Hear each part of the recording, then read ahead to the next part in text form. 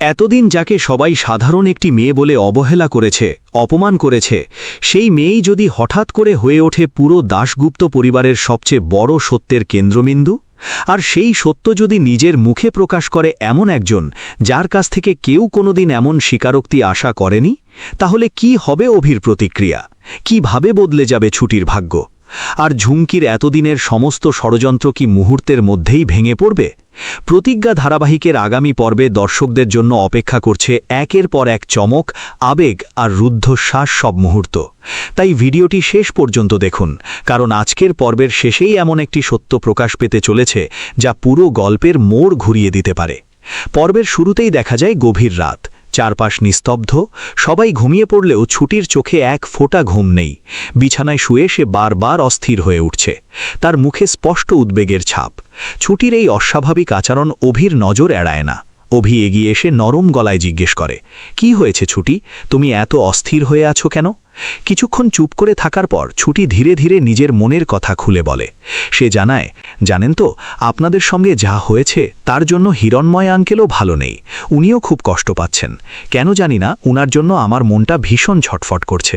আমার মনে হয় আপনার উনার কাছে একবার ক্ষমা চাওয়া উচিত। ছুটির কথাগুলো শুনে অভি কিছুটা অবাক হয়ে যায়। সে মনে মনে ভাবতে থাকে, একটি মেয়ে যে নিজেই এত অপমান সহ্য করেছে, সে কেন বারবার হিরণময়ের জন্য এত চিন্তা করছে? কি এমন সম্পর্ক আছে এই মানুষটির সঙ্গে? কেন এই অদ্ভুত টান? অভির মনে একের পর এক প্রশ্ন জাগতে থাকে। শেষ পর্যন্ত সে ছুটির অনুরোধ ফেলতে পারে না। শান্ত গলায় বলে, ঠিক আছে, তুমি যখন এত করে বলছো, তাহলে কাল সকালেই আমি হিরণময় আঙ্কেলের কাছে গিয়ে ক্ষমা চাইব। এই কথা শুনে ছুটির মুখে দীর্ঘদিন পর একটুখানি হাসি ফুটে ওঠে। আনন্দে সে বলে ওঠে, সত্যি বলছেন উকিল স্যার, আপনি সত্যিই যাবেন? অভি হেসে উত্তর দেয়, হ্যাঁ, অবশ্যই যাব, এখন আর কোনো চিন্তা নয়, ঘুমিয়ে পড়ো। ধীরে ধীরে দুজনেই ঘুমিয়ে পড়ে, কিন্তু অন্যদিকে তখন অন্য এক ঝড়ের সূচনা হতে চলেছে। অন্য দৃশ্যে দেখা যায় মিঠুন একা বসে গভীর চিন্তায় ডুবে আছে। তার চোখের সামনে বারবার ভেসে উঠছে ছুটির মুখ। সে নিজের মনেই বলতে থাকে, আজ বাড়ির মেয়ে বাড়ি ছেড়ে চলে গেল, সবাই ওকে অপমান করল, তবুও ওর মুখে কারো বিরুদ্ধে একটাও অভিযোগ নেই, উল্টো সবার ভালো চেয়েছে। কেন জানি না, আজ ওকে এভাবে চলে যেতে দেখে আমার বুকটা ফেটে যাচ্ছে। কেন এত কষ্ট হচ্ছে? এই অনুভূতির মানে কি? এতদিনের কঠোর মিঠুন যেন নিজের ভেতরেই বদলে যেতে শুরু করে। কিন্তু হঠাৎই সে নিজের মনকে শক্ত করে বলে, না, এভাবে বসে থাকলে হবে না, আগে ঝুমকির সঙ্গে কথা বলতে হবে। ও ঠিকমতো পরিকল্পনা এগিয়ে নিয়ে যাচ্ছে কিনা সেটা দেখা দরকার। এই ভাবনা নিয়ে মিঠুন ঝুমকির ঘরের দিকে এগিয়ে যায়, কিন্তু ঘরের দরজার বাইরে দাঁড়িয়েই সে এমন কিছু শুনে ফেলে যা তার জীবনের সবচেয়ে বড় ধাক্কা হয়ে আসে। ঝুমকি ফোনে হাসতে হাসতে কাউকে বলছে, আর মাত্র 2 দিন, তারপর এই বাড়ির সমস্ত সম্পত্তি আমার হয়ে যাবে। আমি তো হিরণময় উকিলের মেয়ে, এটা উনি বিশ্বাস করেই নিয়েছেন।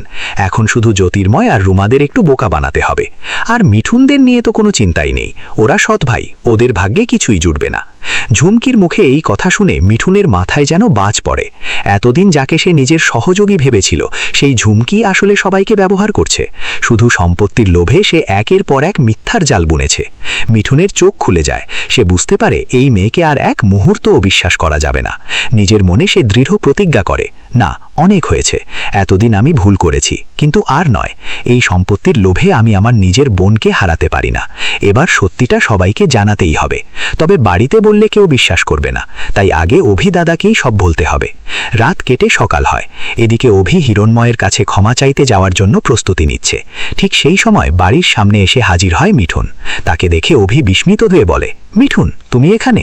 ছুটিও কিছুটা অবাক হয়, কিন্তু তার স্বভাবসিদ্ধ কোমলতা নিয়ে সে বলে, উকিল স্যার, ও যখন এসেছে বসতে বলুন না, সকালবেলা না খেয়ে কাউকে ফিরিয়ে দেওয়া ঠিক নয়, আগে চা খেয়ে যাক। ছুটির এই কথায় মিঠুনের বুকটা আরও ভারী হয়ে ওঠে। সে মনে মনে বলে, তুই তো আমার নিজের দিদি, এত অপমানের পরেও আমার জন্য তোর এতটুকু মায়া কমেনি। আমি কি করে এতদিন তোকে চিনতে পারিনি? তার চোখ ভিজে আসে, কিন্তু সে নিজেকে সামলে নেয়। অভি তখনও কিছুই বুঝতে না পেরে মিঠুনকে উদ্দেশ্য করে বলে, দেখলে তো, যে তোমার আপন বোন নয়, সেই মেয়েটাই সবসময় তোমার খোঁজ রাখে, অথচ তোমার নিজের বোন কখনো তোমার পাশে নেই। অভির এই কথাই যেন মিঠুনের মনের সমস্ত বাঁধ ভেঙে দেয়। আর এক মুহূর্ত দেরি না করে সে জোর গলায় বলে ওঠে, কে বলেছে ও আমার বোন নয়? ওই তো আমার বোন, আমার আপন বোন।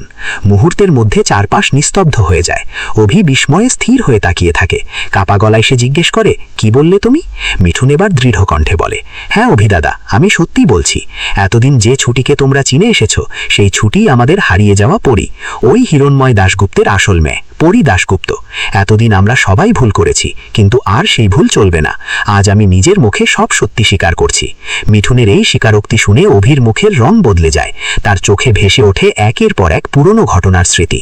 কেন ছুটি সবসময় হিরণময়ের জন্য এত চিন্তা করত? কেন এই বাড়ির প্রতি তার এত টান ছিল? কেন এত অপমান সহ্য করেও সে কখনো এই পরিবারকে ঘৃণা করতে পারেনি?